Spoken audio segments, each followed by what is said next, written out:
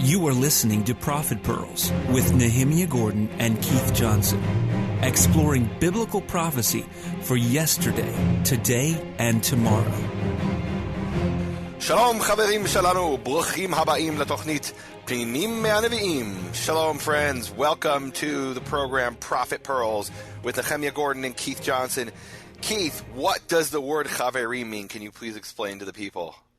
It means that you and I are working together, trying to find, with common ground and in what I call iron sharpening iron, an attempt to try to figure out what's going on with the Bible. And we've got Prophet Pearls happening here, and you've done the intro, so let's get started. Let's do it. Okay. Well, Nehemia, I got to ask you a question. Yeah. When you were looking at this this section, give me your first response. The first thing you thought when you looked at Judges 4. Honestly, the first thing? Honestly, I want to hear the opening word of Judges 4. Oh, it actually starts in verse 4. Yep, it starts in verse 4. It says, and Devorah. And honestly, the first thing that came to mind is there are a lot of Devorahs in my life. It's a very common name, Jewish name.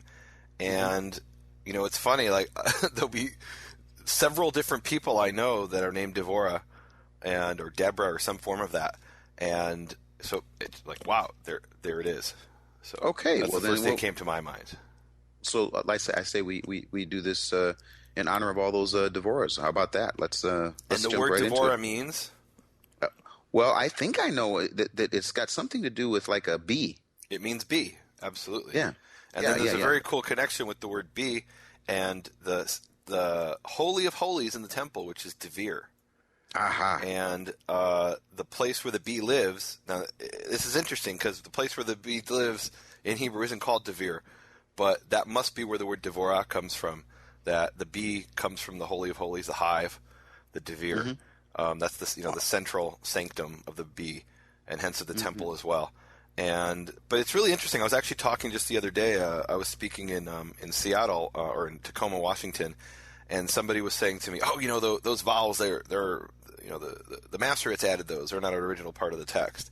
And I said, "Okay, so if you want to ignore the vowels in Hebrew, then you take the three letters Daled Bet Resh, Devar, which is word." But then you change the vowels, and you could make that same word Devorah, which means bee. You can add a hey at the end, but you don't have to. With those three letters, you could have bee, you could have dever, which is plague. And I was speaking to this Messianic gentleman, and I said, you Messianics, you say that Yeshua is the Devar, the word of the Lord. And so if you ignore the vowels, then maybe he's the pestilence of the Lord. I mean, it's ridiculous. And the point is, if you ignore the vowels, you strip the words of all their significance and meaning to where it can mean the opposite. Yeah. We had so many different experiences in talking about this, and maybe we can bring them in as we go. But I just remember the time that we were in Israel together, and we were addressing this issue of the vowels and how I just have to say, one of the things that you really don't understand until you actually are in the land and you're actually experiencing this with people, but they'll see a word that has just the consonants, like the newspaper. You're reading the newspaper, and there are no vowels there. And you're like, wait. How can they read the newspaper and there are no vowels? They're just consonants. And it's almost like you can't explain it. You can explain it, but experiencing it just brings it to a completely different level, and people understanding what the traditional pronunciation of a word would be, and knowing in context what that word means.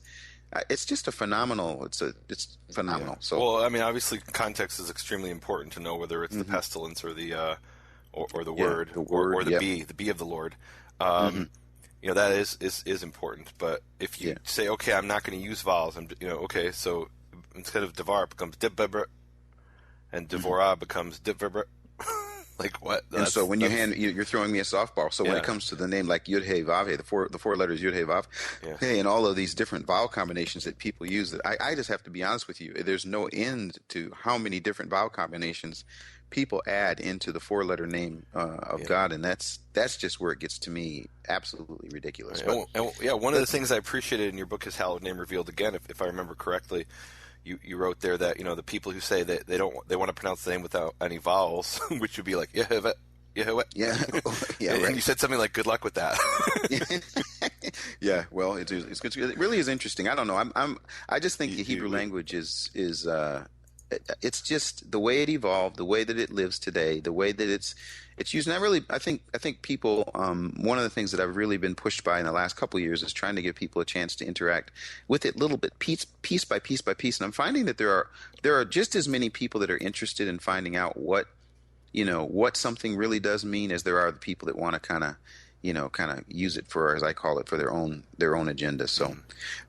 So we're dealing with the 4 of 4, and I know we only deal with the Prophet Pearl section, but it's hard for me not to, at least if I can, just a little bit of context in Judges before we get started, because this idea that the judges, these people that were raised up to be judges, over a period of time, the person would judge, and then the nation would be under that judge for a while, and then the nation would turn, and then they would call out to Yehovah, and then he would respond and give them another judge. And in the first couple of verses, it's just talking about that. And then, Hello? Yep, I can hear you. See? I hear you the whole time. Skype just quit. I see. Now, Keith, I know you want to just jump into the story, but I think we should get some context first before we do that. Can we please go back real quick to verse 2? Absolutely. Let's go to verse 2. Okay. Yes. Or even verse 1. It says, and Israel did, did evil in the sight of Yehovah, and Ehud died. He was the judge. And Yehovah sold them into the hand of Yavin, the king of Canaan, and who was the king over Chatzor. Chatzor is a major city in northern Israel. And his general was Sisra, and he dwelt at a place called Charoshet HaGoyim. Mm-hmm. It's a real interesting place in itself. Verse 3, and the children of Israel cried out to Yehovah, the children of Israel cried out to Yehovah, for he had 900 iron chariots, and he was pressuring the children of Israel strongly for 20 years. Mm-hmm. So the context here is Devorah is this judge at a time when Israel is being persecuted by the Canaanites. Mm-hmm. So this cycle that takes place is something we see over and over in Judges, where they're under a judge for a while, and then the judge dies, and they turn away from Yehovah, and then the judge is brought in, and it's a cycle back and forth. And I think what I thought was kind of interesting about this is that, and we could go to the specifics and how it shows up in different parts of Judges, but this one is just, boom. Devorah. I mean, there she is. It doesn't say anything when you read it. You understand what the situation is, but if you understand what's happening in the book, then obviously this is now a new, if I can call a new reign. So, it's a new political deal. So what you're saying is, like, whoever decided on these prophet portions, in this case, he really he ripped out the context. The first 3 verses are really important, and why'd he do that? I don't know. Yeah. Good question. We don't know. So let's get into this. Yeah. I mean, so let's talk about this cycle. So it's really interesting. So what we have is this. It's really a 4-stage cycle. Mm-hmm. So you've got the sin, and the sin leads to punishment, which is in the form of foreign oppression. Mm-hmm. Then the Israelites are being crushed under the this foreign oppression, so they cry out, and that's sort of their almost half-baked repentance. Mm-hmm. It comes from a place of need, not of, I was thinking intellectually I need to be good. It was more like, oh man, this hurts. Can you help us, God? Mm-hmm.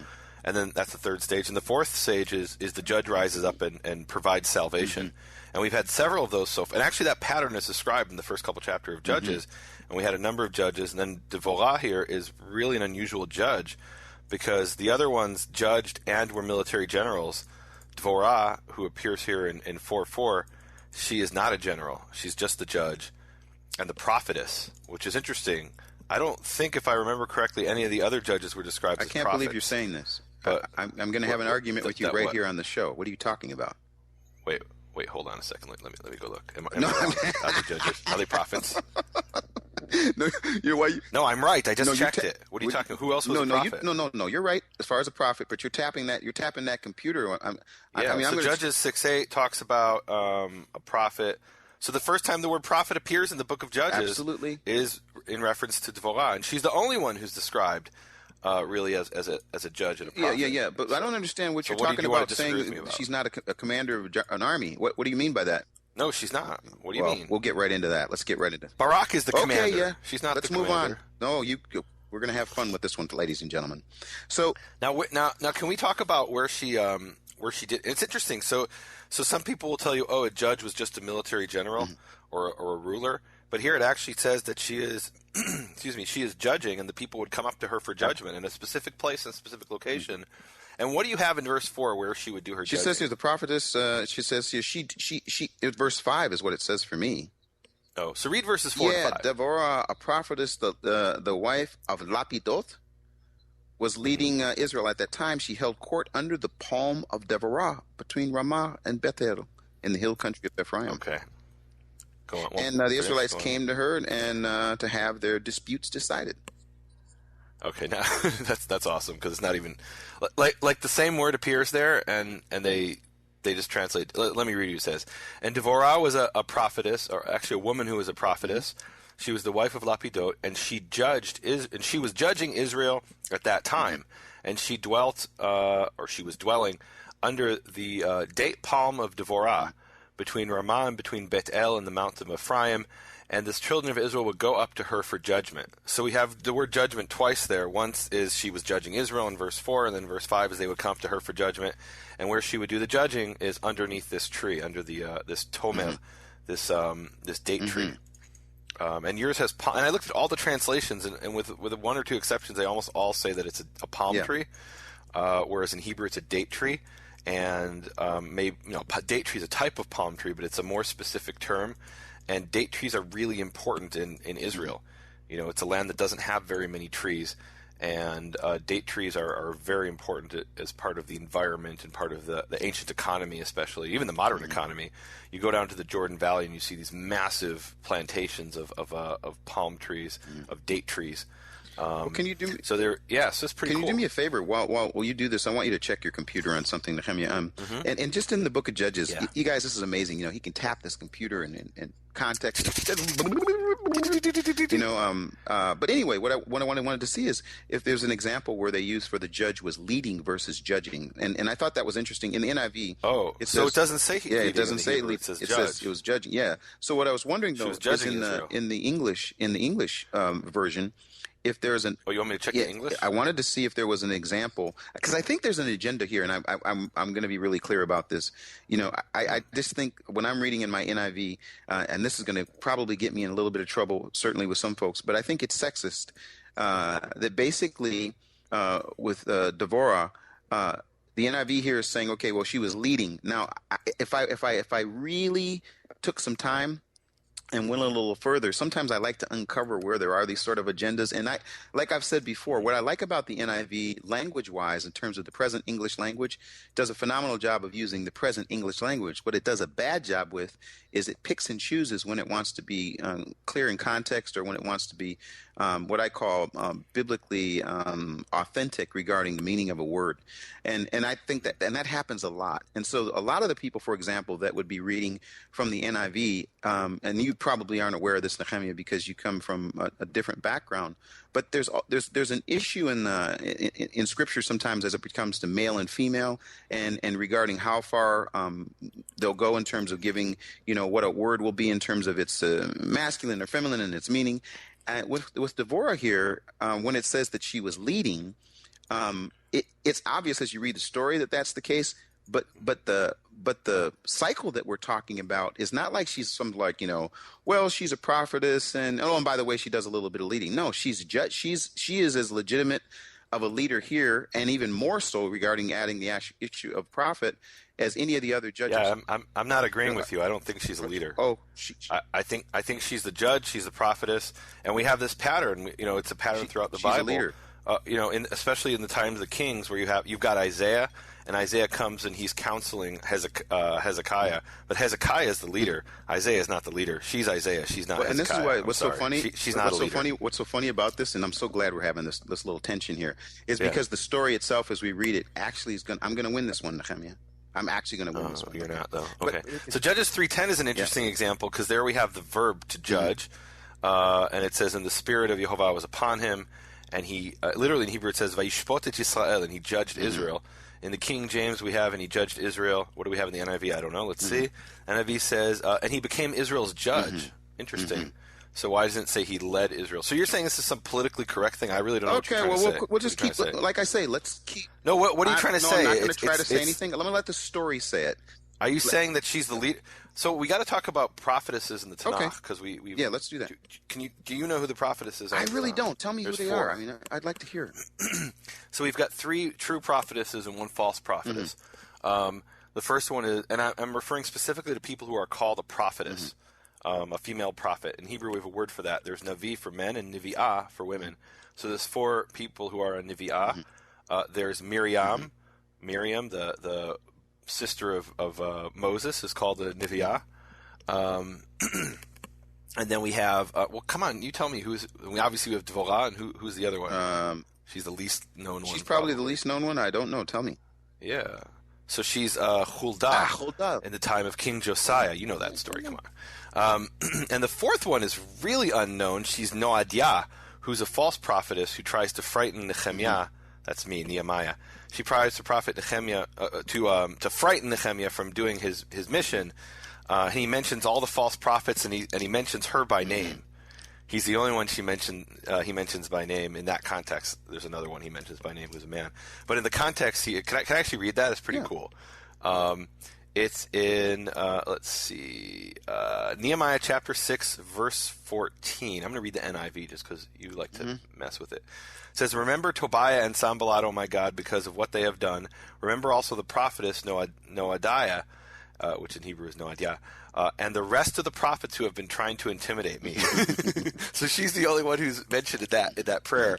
It's like Noadiah and the rest of the prophets who are trying to intimidate me. Isn't that interesting? You know what I love about her name? I love about that very little known prophet is the root of her name. It's funny because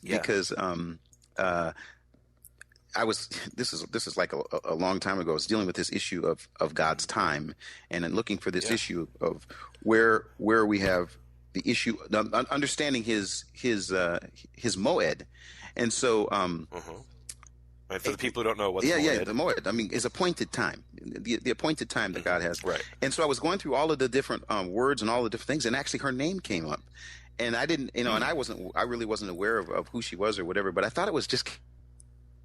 And there's the end of the program. What happened?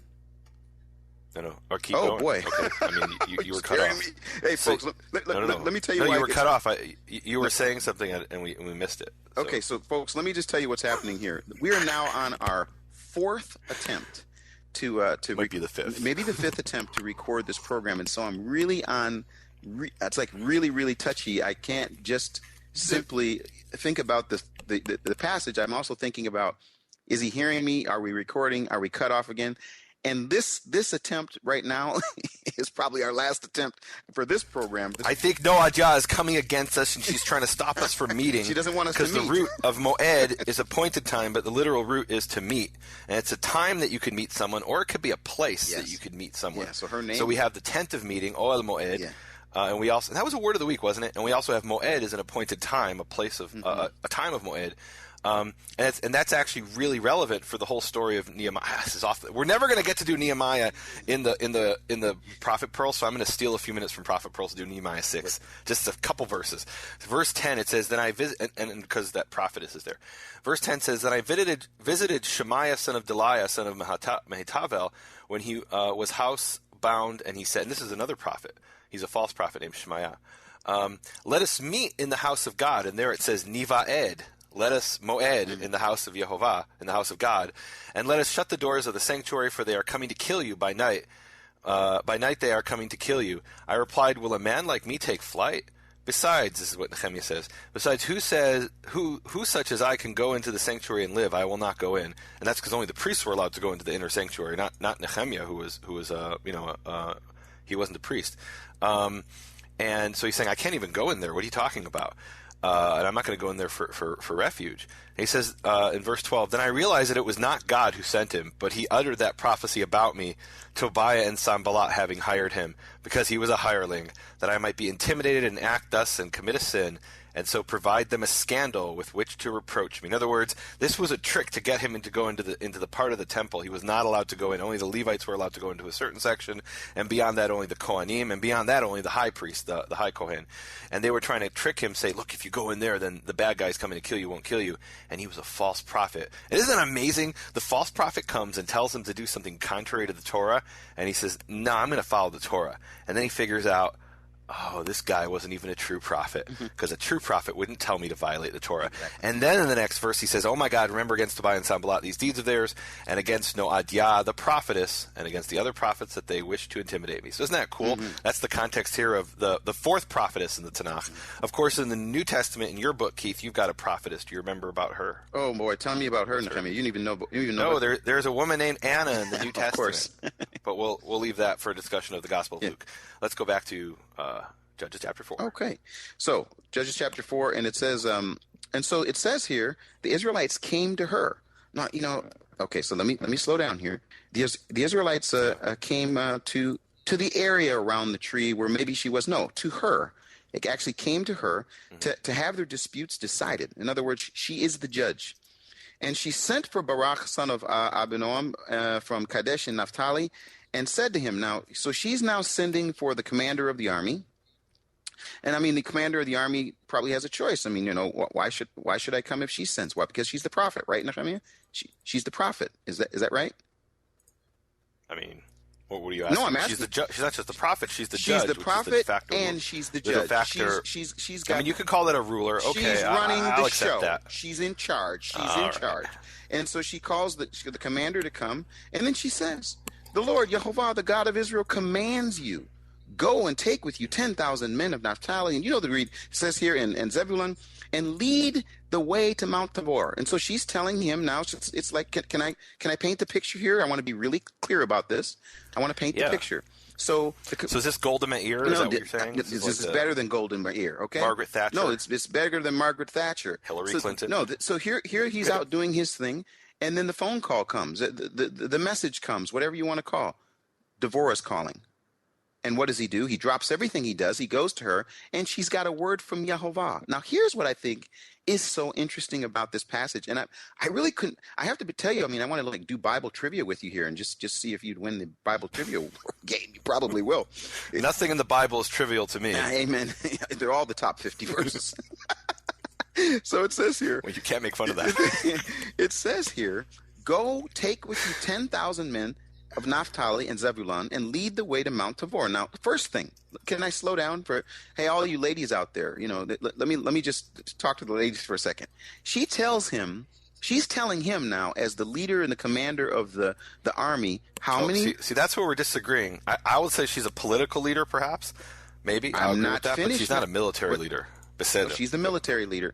And it says here, and she tells him how many men to take, where to do, where to go, how to do it, and she gives him a word from Yehovah. And this wouldn't go well in some of the denominations that are presently a part of, or over on this side of the world, Nehemia, because women don't get a chance to be in leadership positions, and they do a lot with the gymnastics regarding women's leadership, etc. I could talk about that for the entire. You're talking about in China, no. I'm sorry. What I meant is my tradition, where I come from. Women, yeah. Okay. So it says here. She tells him exactly how many men to take. Don't take 5,000, don't take 12, take 10. And then she says, "I will lure," and she's speaking what Yehovah says, "I will lure Sisera, the commander of Yavin's army, with his chariots and his troops to the Kishon River, and give him into your hands." And that could have been the end of the story. But then this is where the rubber meets the road, the next verse. And I'd like you to read it in the JPS or the Hebrew. Maybe there's some hidden issue here. Can you read the next verse and give me your best translation? And by the way, Nehemia, I really love it when you do translate directly from the Hebrew. I have to tell a story before you do the next verse. So, ladies and gentlemen, when I first met Nehemia, we had this issue, this crisis, and the crisis was, we were in the old city of Jerusalem. This was about now, I don't know how many years ago. This was in 2002. We're in the old city of Jerusalem, And we're walking around, and I'm there on my second trip to Israel, but my first one was really in 1986 or something as a, sort of just a newly, involved in the church. And I went on a regular tour, and did all the things, all the traditional sites you're supposed to go to. Well, on this particular trip, I'm there. I meet Nehemia, and he's from the Hebrew University, and he's going to take me on a tour of the old city of Jerusalem and some areas right around there. So I meet him. And we're talking, this is after we've had our interaction, for those who don't know, where he saw the Torah scroll. Like, I don't want to get into that. But the next day we're meeting, we're talking, and we're walking along the old city of Jerusalem. And then we'd have Bible talk like we're doing now. It was Chavruta. And I would say to him, well, such and such verse says, because folks who don't know, I have my master's degree from Trinity Evangelical Divinity School. I graduated cum laude. I'm supposed to know this book inside and out. And so I'm with this guy, Nehemia Gordon, who's walking around with these funny pants on and this funny looking hat. And I'm like, I can't take this guy serious.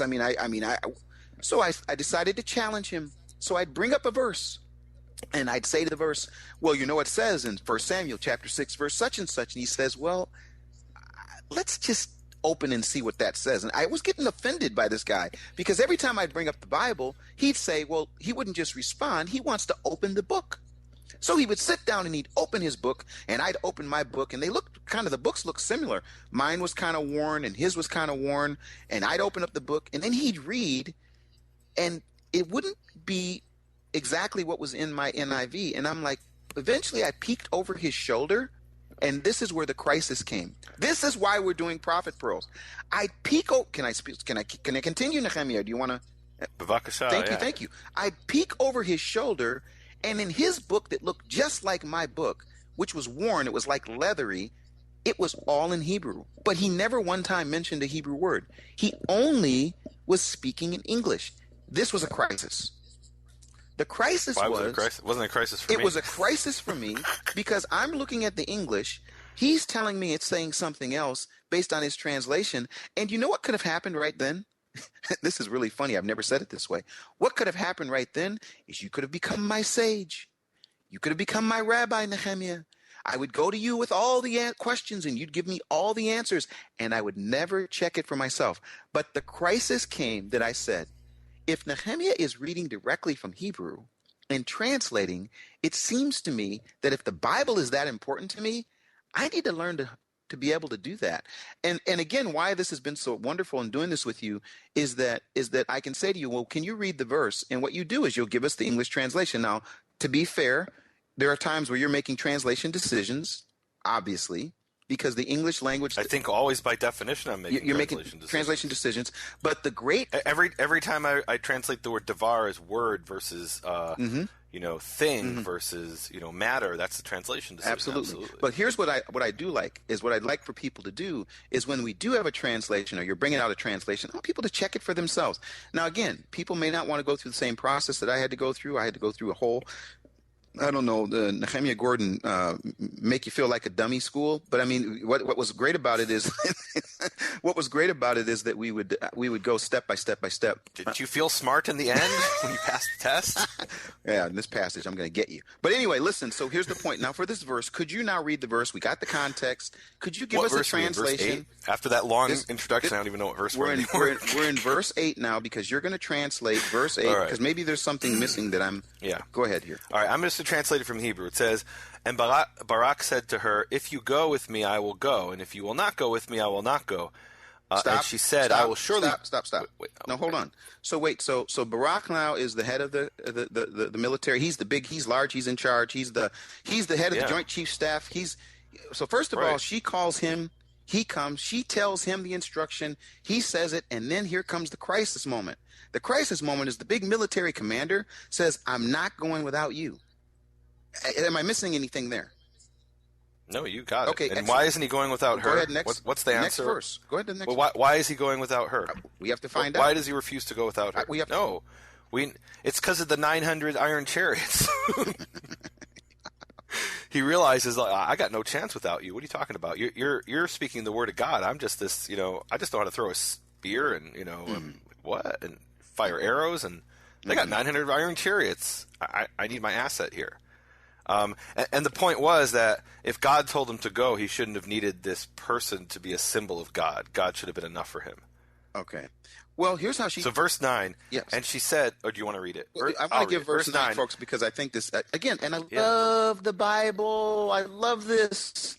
If you read the Bible, sometimes, it doesn't matter without the Hebrew, the Greek, the Aramaic, the Arabic, the German, all this stuff. Sometimes it's just kind of clear. So no matter what translation you're looking in, there's this issue. The leader calls the commander, gives him instruction. The commander says, I ain't going nowhere without you. I need your help, your backup, your blessing, your whatever it is that you are. I'm not going into war without you. And then she says, I will go with you, but maybe there's a different word there. Translate that, but yeah. Okay, but because of the way you are going about this, what do you mean by that? Maybe there's something there. What does it say, Nehemia? Translate that section. And she said, I will surely go with you, but because your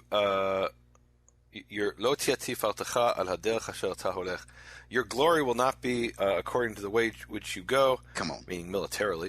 But in the hand of a woman, Yehovah will deliver, or literally sell, Sisra. Yeah. So she's saying you're not. It's. I love this. Wait, okay, so, give your interpretation. No. So basically, she's saying, okay, listen, all right. So you were going to go. You'd have been put in the Hall of Fame of military leaders for this big battle. But because of the way that you're doing this, and because you say you got to have me go with you, it will be into the hand of a woman that this victory will come. In other words, this situation in the end is going to be in the book. In 2014 or 2015, whatever year this is, there's going to be two guys in Prophet Pearls talking about not Barak who won the war, but because of the woman. It was the woman's hand that he handed this victory to. And why was that? Because he said, and at this point I'm pretty convinced he's not looking at whether she's a woman or not. He's looking at the fact that she's the one that's the prophet, hearing from the word of Jehovah. The instruction is clear, and she's saying it's almost like the issue of the ark. I'm not going into the battle without the presence. I'm not going to the battle without the help or the answer. Like, I'm not going to go do this unless you come with me. And I just have to say, when I read this story, my blood gets, as you can tell, I'm a little fired up about more than probably I should be, but I get fired up about this because I think it's such a really cool story that basically brings to the forefront just how important Devorah was in this situation. So that's my point. Yeah. So I think I love that you brought the analogy of the ark, because it's exactly the same sort of thing where they thought, well, if I have the ark, there's power in the ark, and the power was never in the ark. The power is in Yehovah, who could be felt through the ark, and the power wasn't in the prophet or the prophetess. The power it's not in the man, it's not in the woman. The power is in Yehovah. And if Yehovah said, let's go back to what she said. She said, Yehovah has commanded you. God has commanded you through the prophet to go and fight. And so it wasn't enough the word of Yehovah. She actually he felt he needed this, this person, this human being to go with him. And the word of Yehovah is so much more powerful than any human being, than any representation. That's really what idolatry is, if you think about it. Instead of worshiping Yehovah directly, I'm going to put something up in front of me, a big idol, a statue of Yehovah, a golden calf, and say this is the God that brought me out of Egypt, because it connects me more with it, reminds me of Yehovah, it connects me more with him. And he said, don't do that. He said, worship me directly. And so he felt, Barak felt he needed an intermediary, and because of that, his glory, really his honor and his glory was going to be given not to a woman, and it wouldn't be through his military might. It would be through this woman. Now, who's the woman? Yeah. So who's the woman? Well, so as we're reading it, we're supposed to say, oh, it's Devorah who's the woman. It's Deborah, the prophetess, but of course it's not. That's the inside joke. If you read the end of the story, it's not the woman Devorah, it's the woman Yael, in whose hands Sisera is delivered. Absolutely. So let's keep reading. That's pretty cool. Yeah. So it says here, 10 months followed him, and then we're at verse 11. Can you read in an English version? In the English version, did we read verse 10? I'm sorry. We don't have to read every verse. No, we don't have to. We're not going to get through this whole thing. Go ahead. Okay, it's long. Verse 11. We're in 4:11. Here, this is the JPS. It says as follows. It says, Now Hever the Canaanite, had separated from the other Canaanites, descendants of Chovav, the father-in-law of Moses, and had pitched his tent at Elon B'Tza'ananim, which is near Kadesh. You want me to go? I got to stop and talk about this. We've got this guy who's the descendant of the father-in-law of Moses. Remember Jethro? And Jethro or Yitro, and then we have this character Chovav, who's mentioned, and then we have another character, Ruel. I think we talked about that in the original Torah Pearls, how they're, according to one source, there's 7 different names for the same person. It's not clear that that's really the same person. But anyway, what's it? And that's it. We've got this character, Hever the Canaanite, and he's a descendant of Chovav, the father-in-law of Moses. And we talked about, I think in the original Torah Pearls, I'm sure we talked about how we have Jethro or Yitro, who's also called Yeter, and there's another character, Ruel, who is either the same character or a different character, and then we have Chovav, and these appear to be different names for Jethro, or maybe Jethro's someone surrounding him, the father-in-law of Moses. So we'd heard about in the Torah that these relatives of Jethro, they joined the Israelites a little bit sort of against their will. And then here they're still there in the land in Judges chapter 4. That's pretty cool. Hundreds of years later. Mm-hmm. Isn't that something? Yeah. So, folks, for those who don't know, I'm now on, again, level 3, speaking from my mobile phone. This is now the 6th attempt for us to do this. Are you on the hotspot? I'm on the hotspot with no VPN. All right, let's try it. This is third. I think it's this funny. is like the 8th or 9th. You're going to be you'll be solo on this thing, and you'll do an awesome job. Go ahead. Yeah. All right. So let me just pick up from where I left off, which was in verse 11. So we've got this character, Hever the Canaanite, and he's the descendant of Chovav, the father-in-law of Moses. Remember that story back in in the Torah where Moses marries the Midianite woman, and Tzipporah, and her father is Jethro, who's also called by these different names. We talked about that in the original Torah Pearls, I believe. Anyway, so they're still around. Like they joined the Israelites sort of a little bit against their will, and then they came into the land, and now we hear they're still around. That's pretty cool. Yeah, I do think it is cool. And again, this is where the Bible is so amazing to me, because you'll hear someone and they'll say some name, and sometimes people jump over the name because they're like, I don't even know what the name is. But isn't that interesting? You see that name, the Kenite, and you say, oh, okay, wait, and then it goes on to say it's Moses' brother-in-law, and then you have the whole story of father-in-law. Wait, does it say brother-in-law in yours? It says Moses' brother-in-law, or father-in-law. Wait, no, it actually says brother-in-law in yours, doesn't it, in the NIV? Yeah. So it's Choten, which is father-in-law. And what they're trying to do by making him brother-in-law is they're confused. They're saying, wait, we've got Ruel, and we've got Jethro, and we've got Chovav. Who are these different people? So they're kind of tweaking the Hebrew, and even though it says father-in-law, they're translating brother-in-law to make it more coherent, and not having to deal with these different names maybe for the same guy. That's an interesting solution, but it's not what it says in the Hebrew. So I just want to say one quick thing, and I know we could do a whole teaching on this, and I think I did it one time, on the whole issue of the Rechabites, who are mentioned in the book of Jeremiah. And if you look in Chronicles and you follow all the genealogy, they're from the same family as these Canaanites, as Jethro and Chovav, and meaning, these people are living in tents. There's a reason they're living in tents. They were never given a portion in the land. They were essentially, what the Torah calls sojourners, which means they weren't from the original 12 tribes. They were part of this mixed multitude that joined Israel. They were a complete part of the covenant. There was one Torah for them and the native born, but at this point in history, they didn't get land, and so that's why they're living in tents. It's pretty cool, pretty interesting. And then verse 14, here comes the commander, the leader, the one who's in charge, Devorah, says to Barak, go, this is the day that Yehovah has given Sisera into your hands. Has not Yehovah gone ahead of you? So Barak went down Mount Tabor, followed by 10,000 men, 10,000 that she told him to bring. Yeah. At Barak's advance, Yehovah routed all his chariots and army by the sword, and Sisera abandoned the chariot and fled on foot. So isn't that funny that basically the strength was the chariot, and in the end he leaves the chariot and he's running by foot. Right. And it says he pursued him. Hold on, we got to talk. I know you're in a hurry. I'm just getting to the end of the. I'm not in a hurry. I'm just getting to the end of the last thought, and then you can go back to it. Yeah, go ahead. This is. But Barak pursued the chariots and army as far as Haroshet Hagoyim, all the troops of Sisera fell by the sword. Not a man was left. Go ahead. Yeah. So what happened? He had 900 chariots. You kind of glossed over that and said without the chariots he had no power. But what happened to the chariots? Now chariots, just for those who don't know, and maybe this is obvious, in ancient times, chariots, those were the tanks of their day, and they were what they call a force multiplier. So you could have 900 chariots against 10,000 people. Those 10,000 people don't have a chance. And besides the chariots, you also have foot soldiers. But those 10,000, those 900 chariots, they're a game changer. So how is it that what happened? What? All right, we got to stop here. Can you hear that piano playing? No. No. Okay. So I will try to ignore it. My niece is playing the piano. I got to ask her to stop. So hold on. Can you believe he has the little girl stop the piano? I mean, she's beautiful. This is a part of the story. She's playing the piano in the background. Devorah was playing the music in the background for this victory to take place. He goes and tells her to stop. I don't understand it.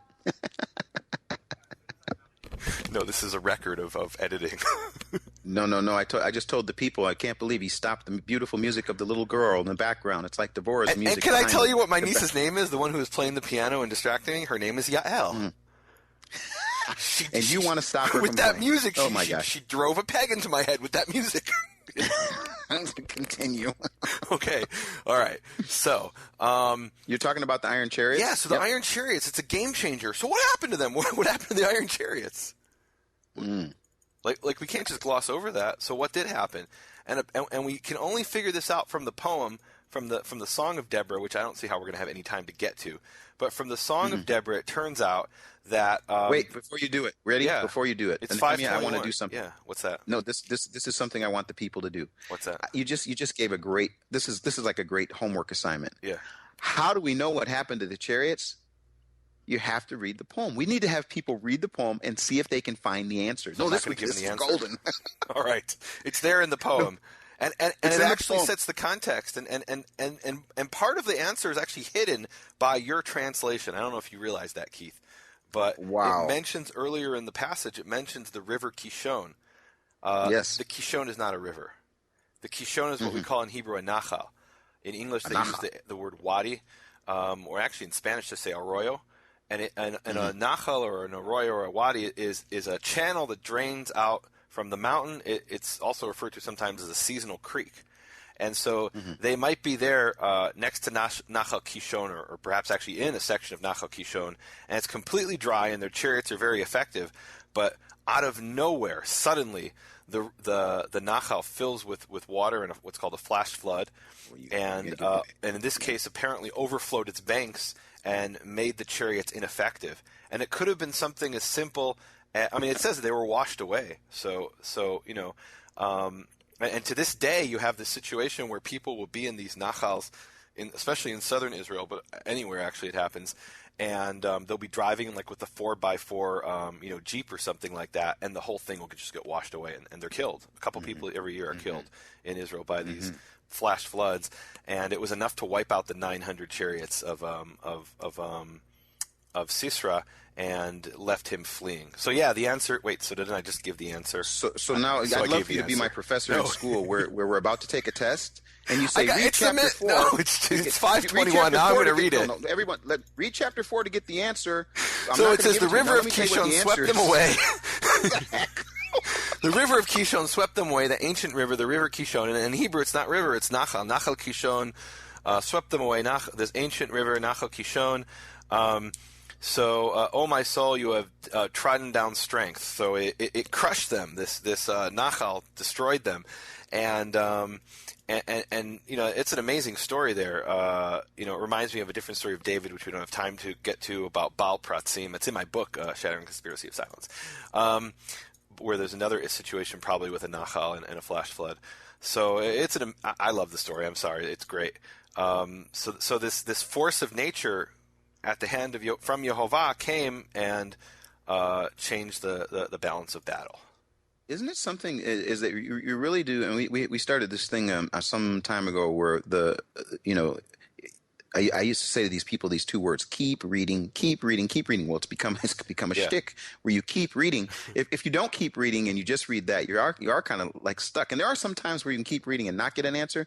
I think this is just phenomenal that that the poem, the song that we're not going to get a chance to go to, but the people are going to go to and get a chance to see it, but that the song gives us the answer. That is so cool. Yeah, that's so cool. Yeah. You talked about your book, Nehemia. You said there's something in your book about David. What book are you talking about? You wrote Shattering another the book. Conspiracy of Silence. There's our book, A Prayer to Our Father, Hebrew Origins, the Lord's Prayer. That's the book. What other book are you talking about? So I have the book Hebrew Show versus the Greek Jesus, A Prayer to Our Father, and Shattering the Conspiracy of Silence. Those are the three main books I've written so far. And in Shattering the Conspiracy of Silence, I talk about how there's this battle, and Jehovah bursts forth upon the Philistines. It says, and it's describing water bursting forth like a flash flood. And so when David used that metaphor, he was probably also thinking of this instance that took place where the water exploded upon the chariots of the So wait, of so the you Canaanites.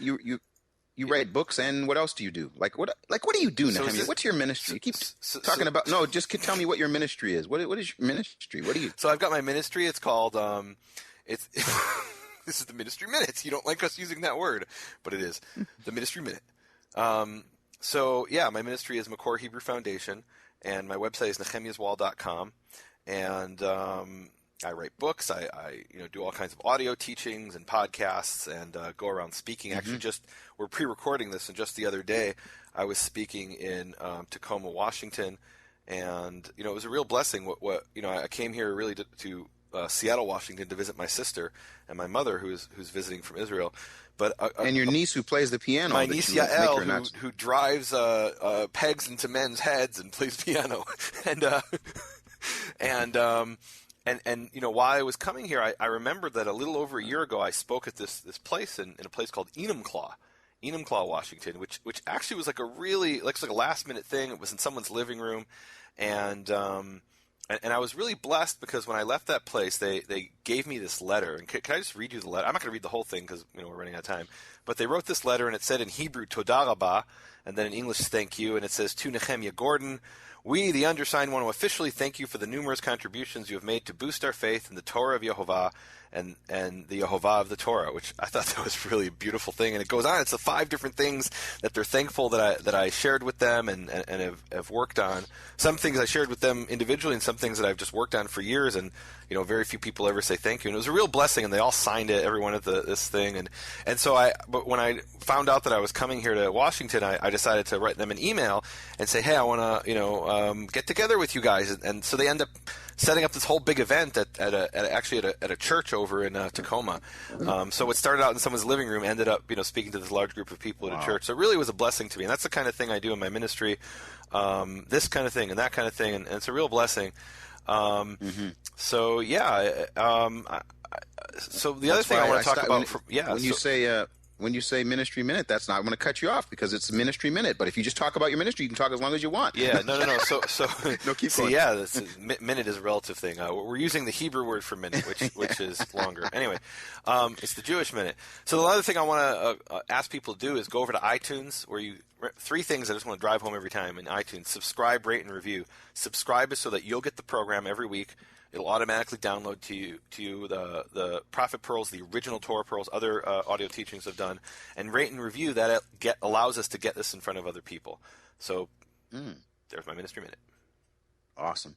Well, I want to say, really, folks, in all seriousness, we're at sometime in January here. We're not sure, and I have to say for myself, I'm not sure how we're going to be able to continue if the technology ends up being this big of a challenge. We set aside about an hour, and if it ends up taking 2 hours to do this, how that relates to me is that I'm over here actually in Shanghai, and we have in 2015 determined for the last couple years we added the word international to the name BFA, Biblical Foundations Academy International, and we didn't do it for marketing purposes. We did it because we really wanted to share with the Word of God with as many people, as many different places around the world as possible. And at the end of this calendar year of 2014, now it's 2015 as you're listening to this, hopefully, if this one ever gets up with about 20 edits, there's actually a bulletin that we created that gives you a really good picture of what's happened over the last year. It's called the BFA Bulletin. And in that bulletin, it's very high quality. It's a PDF that will allow you to go and you'll be able to view it and download it. And that'll give you a really good picture of what's happening with the BFA. But as I'm over in this part of the world, I'm really using this sort of as a base to go to some other places that it would be a lot more difficult, a lot more expensive if I were in the United States. So, for example, last night I was having a conversation, and this is a real controversy. People that think it's not a good idea, but I've been in about a year-long conversation with these people in Pakistan about going and sharing. They've got a group of people that love God's time, His Torah, His Word, His name, and they're in an area where their fellowship is growing, and they've asked me over and over and over again to come. So last night, I got to tell you, Nehemia, I was looking just to see what it would cost, and the price is half of what it would cost if it was in the United States. So that very well happened. There's an invitation to Africa. Just came from the Philippines. Actually, Nehemia and I are talking about the possibility of a Norway in the spring. And there's other places, and not to mention that we have really a wonderful opportunity here in China with our book, A Prayer to Father, Hebrew Origins of the Lord's Prayer, which has been picked up by the Lutheran Church, and they're going to be getting that out. So I'm spending some time helping to do that. But basically, this part of the world has its blessings and its difficulties. The difficulty is I'm behind the Iron Curtain, I call it, what I should call the Firewall of China. The Great Firewall of China is an Nehemia experience.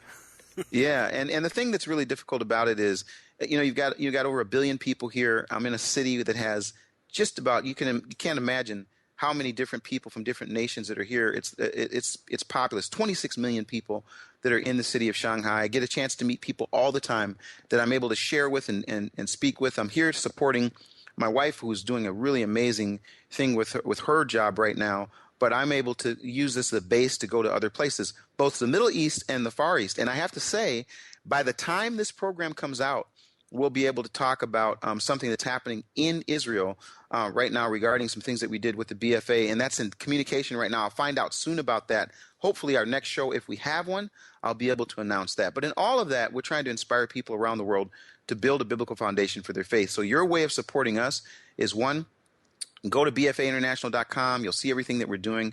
Most of what you're doing, we're seeing there. You can just watch. You don't have to register. But if you register as a free member, you get to the next level where you can download PDFs and study guides, scripture bites, all sorts of things. And then finally, the premium content library, which we've thrown open the doors of the library, made it free for a 7-day trial where you can actually see what's in there. But if you do decide to stay there, it's going to actually help us in producing like 3 or 4 more major things in 2015 that's going to continue to reach people around the world. So I'm really excited. The BFA Bulletin is going to give you a picture of what we have done. Right now, Prophet Pearls is just one of the things that I'm just committed to. But again, the technology, if it doesn't work, it doesn't work. I mean, and so what I have to say to you, Nehemia, you've been really patient. This show alone, we've done, I think, 7 different tries. At least. And if this one gets up and we're continue to go forward, that's awesome. So anyway, bfainternational.com, it's pretty easy once you get there to see how you can be supportive, and hopefully people will do that. Let's keep reading. Well, I got to do one little statement about the context here, which we kind of skipped. I think we were distracted by all the disconnects and technological challenges.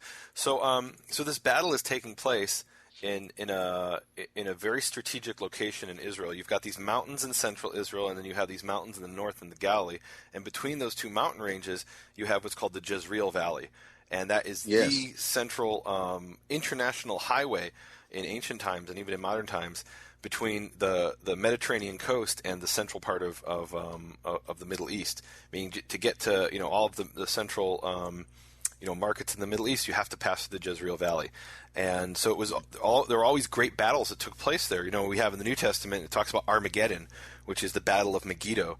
When the British conquered Israel in 1917 from the Turks, it was the Battle of Megiddo. There was a Battle of Megiddo that took place in the second millennium BCE between the Hittites and the Egyptians. There were all these battles of Megiddo that took place in the Jezreel Valley, and here it mentions Megiddo sort of in passing.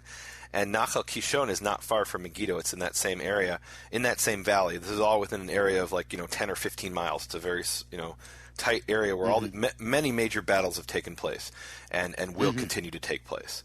And that's where this is happening. Yeah. Okay. And so basically, after this thing happens with the Nachal, he runs on foot. And he fled on foot in the tent of Yael. Yeah. And now again, your niece's name is Yael, right? Yael, yes. She happens Yeah, so she's the wife of Heber the Kenite, because they were friendly relations between the king of Hazar and the clan of Heber the Kenite. Mm-hmm. And then it says in verse 18 that Yael went out to meet Sisera and said to him, "Come, my lord, come right in. Don't be afraid." So he entered her tent, and she put a covering over him. This is really interesting. And he says, "I'm thirsty. Stop me if you need to. Please give me some water." And she opened a skin of milk, gave him a drink, and covered him up. "Stand in the doorway of the doorway of the tent," he told her. "If someone comes by and asks you, 'Is anyone here?' say no." But Yael, Haver's wife, picked up a tent peg, and I think this is one of the most graphic. This one is almost as bad as the one where they put where the left-handed judge put the sword into the belly of the veal and the fat one over the belly. You remember that one? You mean Jephthah? Yeah. Was that Jephthah? It says here, and he drove the peg. Oh no, through that was the Ehud. temple. Sorry, yeah, Ehud. Ehud, that was Ehud, yeah. And as he went quietly to him while he lay fast asleep, exhausted, she drove the peg through his temple. Certainly, it says something else in the Hebrew. Is it really that graphic, Nehemia? It's pretty. Yeah, it's clear. Yeah, she drove it in. Yeah, she hammered it in. It actually is hammered. Wow. Yeah. So this guy is laying there, and she went and put a peg through his temple. Yeah. Barak came by in pursuit of Sisera, and Yael went out to him and said, "Come, I will show you the man you're looking for." So he went in with her, and there lay Sisera with the tent peg through his temple. And then the last word it says, dead. I mean, there's just no question. And he died. He died. Now read the last verse before we get to the poem, because I don't think we're going to get to the poem. I have something. I want to do some Bible trivia. Can you read the last verse and give me some? I want to do some Bible trivia here. Okay. Okay. Can you read that? You're talking about verse 24. You want?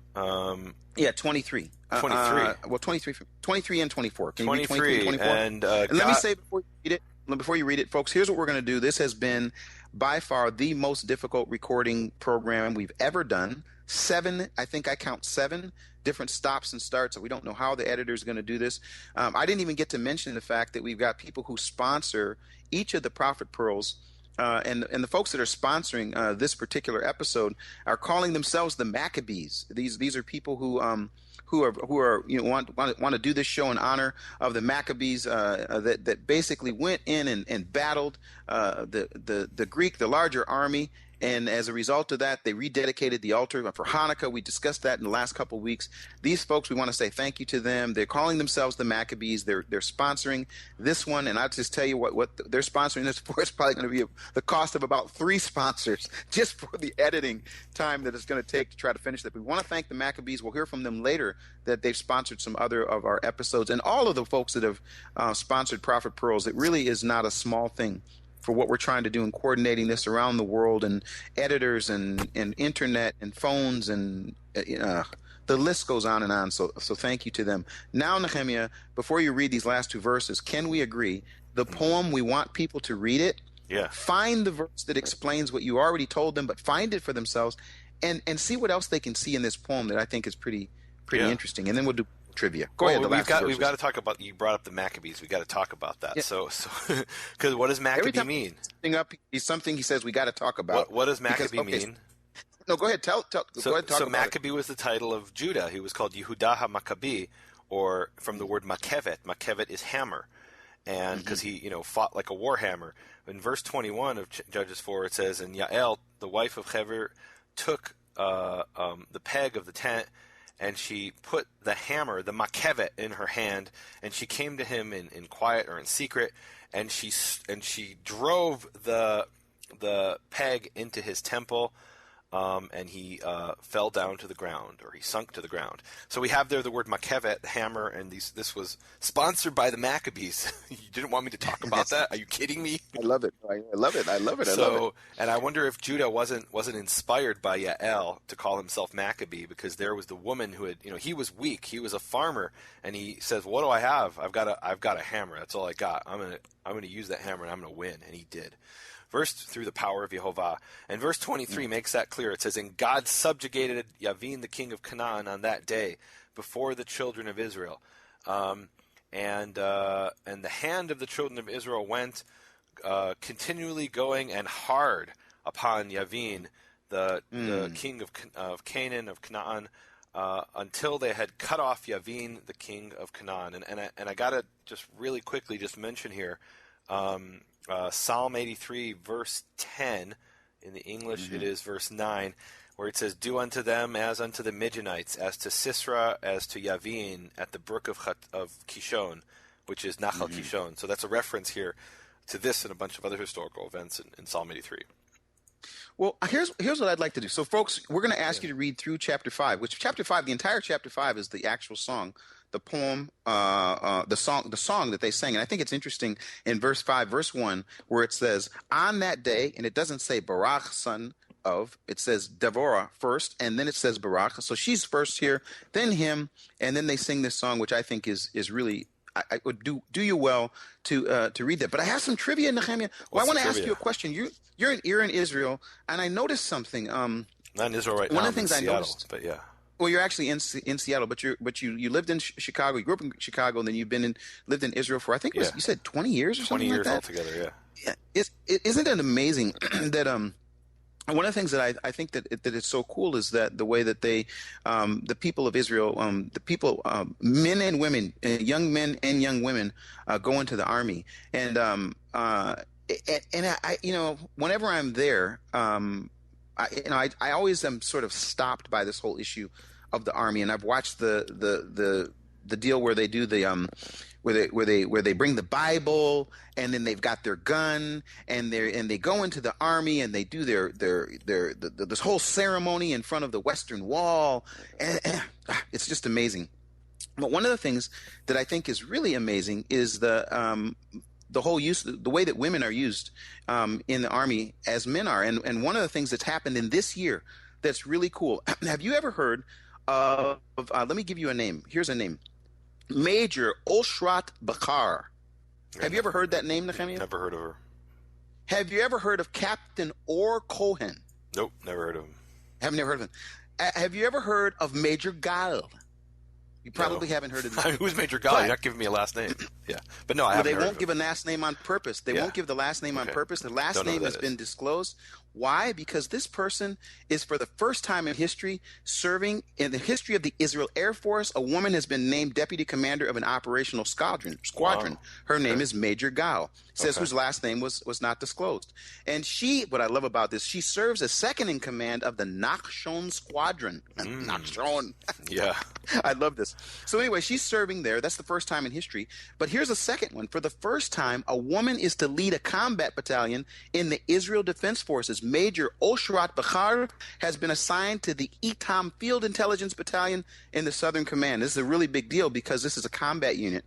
But the one that really caught my attention in 2014 is Captain Or Cohen to become deputy commander of, guess what the name of her patrol boat is? Yael. Devorah. Oh, okay. No, this is amazing. Her the name of her boat is Devorah. She's going to be in the area of Gaza, commanding this boat. And she says that my life dream is coming true. So here you've got the first time in history a woman for the Israeli Air Force, first time for a woman in the combat battalion, first time the woman from the Navy. And I say it's not the first time. The first time was Devorah, who was the one of this story who was the commander, the leader, the one in charge. She was running the show. She set the stage for these other women who are doing this. And I think it's cool in Israel how they say that women are used at just a bunch of different levels. This is not something where they're off, behind the walls and doing something where they're not involved in actual combat. These are women that are out on the front lines of the Israel Defense Force, Army, Navy, and Air Force, and they're leading the charge. And as I was reading these articles about what was being said about them, the kinds of character and the way that these women are doing, I believe these women are serving in the spirit of Devorah, the judge, the prophet, and the one who led the charge. And I say, and again, I'm going to argue this, she was leading the whole thing. I mean, and then you got Yael, who wasn't afraid to put a tent peg into the head of the king. So you got two women in this story that I think just gives honor to women that are in battle, and these women are showing that message then, and then of course we say that Prophet Pearls is what happened in the past, yesterday, today, and tomorrow, and today, right now, 2014, we're in 2015, 3 different women doing something that they say the first time in history. I say it's the second time in history. The first time in history where the woman led the charge in a battle is Devorah, the one that we just got through talking about. So that was my biblical trivia. Yeah, I don't know what section you read in Judges, but okay. So I gotta say a couple more things. I think these are important. So one is why did Sisera? Why did he go to Yael? And he really, let's be honest, he underestimated her. He thought that she was going to be loyal to him because there was this peace treaty or some kind of agreement between her clan and the clan and the Canaanites. And probably what made them trusting was they said, oh, well, you know what? She's not a descendant from Jacob. She's a Gentile. And they were wrong. Meaning just because she was not a descendant of Jacob did not mean she wasn't part of Israel. And she did what any Israelite woman would do. She killed him. So I think that's pretty cool. Here we have an example of somebody who is part of the people who have joined themselves unto Jehovah, Isaiah 56 and other verses. And then the other thing is this whole thing about the milk and the water. There's this idea that milk makes you sleepy. And I actually did some research on this, and the scientists claim that there's no proof of this, or that maybe it's psychological, because lots of people do say it makes you sleepy, so maybe for psychological reasons. I suspect it's all of the lactose, which turns directly into sugar and then drops you and makes you sleepy, especially if you're keto adapted, which I think Sisera probably was. And one last point, you talked about Judges chapter 5, verse 1. It says, literally, let me read you what it literally says. It says, Hebrew, the verbs have genders. It says, Vatashar Devorah, and Devorah sang, and she sang, and it says, and Barak the son of Abinoam on that day sang. Exactly. So it's actually a singular feminine verb describing Devorah as the singer, and Barak's almost like this afterthought when it came to the song. And in all seriousness, what I appreciate about this, story, and again, I wish we didn't have the technological challenges that we did, because there's more things that we could do, and of course we also have time issues. You're there, I'm here, you're in wherever you are with Yael playing the beautiful music with the little hammers that make the sound in the piano. I don't know if you know that. Right, those they are are hammers, hammers, aren't they? Yeah, they are little hammers. And then I'm over here. Beware of Yael with the hammer. Yeah, Yael with the hammer. And so I think it's all a part of it. I really do want to ask people to be in prayer for us. Sometimes you can make assumptions of what, they get the end result of what you do, and they don't always see what happens behind the scenes. If this one is up and you're listening to this one, it took nothing short of a I don't even know how our editor is going to do this, but basically, if you're up and listening to this, and this actually ends up being as a part of the Prophet Pearls, you should give thanks to our editor and to our patience and to the technology as it works, etc. So, if you don't have anything else, I want to challenge people to read. I do have one other thing. I want to talk about verse 20 of chapter 5, and I'm going to end with that. And it says, Min shamayim nilchamu hakochavim misilotam nilchamu im Sisra. From heaven, the stars from their courses battled. They battled with Sisera. And what does that mean? The stars battled. And we could probably come up with all kinds of creative, explanations that maybe there was a comet that fell, and that's why the Kishon River overflowed with water. I don't know, but definitely it was from heaven. It was from God that this happened. And that's what that's what that means. And I think that's important, that whenever we have a great victory in our lives, that we remember that it is from Yehovah, that Yehovah is the one who is the source of victory, and it's not some person that we put in front of us and say, oh, she told me that it was Yehovah's word, so I need this person. I can't do it without the human. It's Yehovah himself. He is the one, and he will make it happen. We don't need the human beings. Trust in Yehovah, not in man, as the psalmist says. Amen. So I prayed last week. You pray this week. I'll pray next week if there's a show. Beseder. Yehovah Avinu Shabashamayim, Yehovah our Father in heaven, we ask that you bring victory from heaven in all that we are doing, in our ministries and in our lives, and in the lives of all those who are listening to this program and calling upon your name. As is written, Karov Yehovah lechol korav. Yehovah is close to all who call him, lechol asher yika'u ve'emet, to all who call him in peace. Yehovah, mobilize the very stars of heaven against your enemies and against those who are trying to stop us from living in accordance with your Torah and honoring your name, Yehovah. May this be your will. Amen. Amen. Thank you for listening to Prophet Pearls with Nehemia Gordon and Keith Johnson. For more information, please visit nehemiaswall.com and bfainternational.com.